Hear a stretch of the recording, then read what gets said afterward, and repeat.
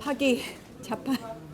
저도 사실은 파기 자판에 대해서 워낙 그동안 대법원에서 하지 않았던 관행이라서 조금은 좀 이것이 쉽겠나 하고 생각을 했습니다. 그러나 이 첫 번째로 여러분들께 말씀드릴 것은, 첫 번째로 이미 이 이재명 대표의 재판은 공직선거법상의 강행 규정, 그러니까 공직선거법상 재판 기간에 대해서는 강행 규정으로 규정되어 있습니다. 이 강행 규정을 이미 어겨도 한참 어겼습니다. 633의 원칙으로 적어도 12개월 안에는 재판이 끝나야 된다고 하는 것이 공직선거법상 강행 규정인데, 이를 어겼기 때문에 대법원도 대법원 기간이 따로 똑 떨어져서 3개월이 정해져 있으니까 그 3개월 안에만 해야 된다, 이런 안이한 생각에서 벗어나서 이미 1년을 초과했기 때문에 가급적 신속하게 재판을 해야 된다. 그리고 신속한 재판을 촉구합니다.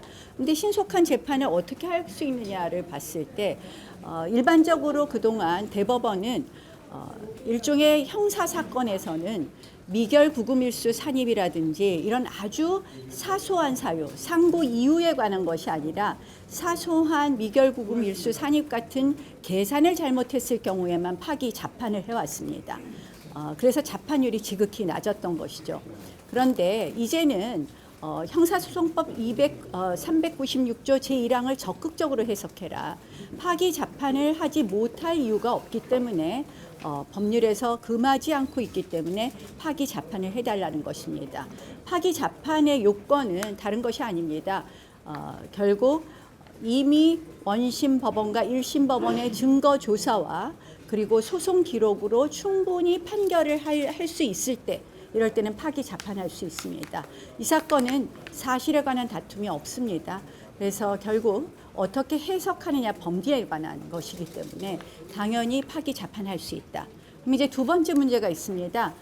대법원은 그동안 양형을 정한 적은 없다. 대법원이 양형을 정할 때는 10년 이상의 아주 중한 사건의 경우에만 예외적으로 양형에 관한 양형에 대해서 손을 댄 적이 있다, 이런 이야기들을 할 수 있습니다. 그러나 양형을 정하지 못할 바도 또 형사소송법상 없다, 금지하는 규정이 없다는 것입니다. 최근에는 이 법률신문에 제가 기사를 첨부했는데요. 최근에 이 광주지방법원 부장판사가 쓴 글입니다.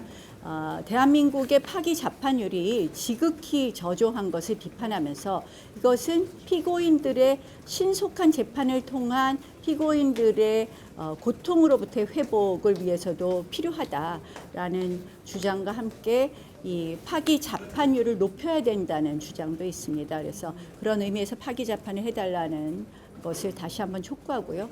그것이 바로 어떻게 보면 이재명 대표가 선거법을 비롯한 본인의 형사사법 리스크 때문에 조기 대선을 끌고 오기 위한 그동안의 수많은 국정 마비를 통한 정치 파괴에서 회복되는 일이라고 생각합니다.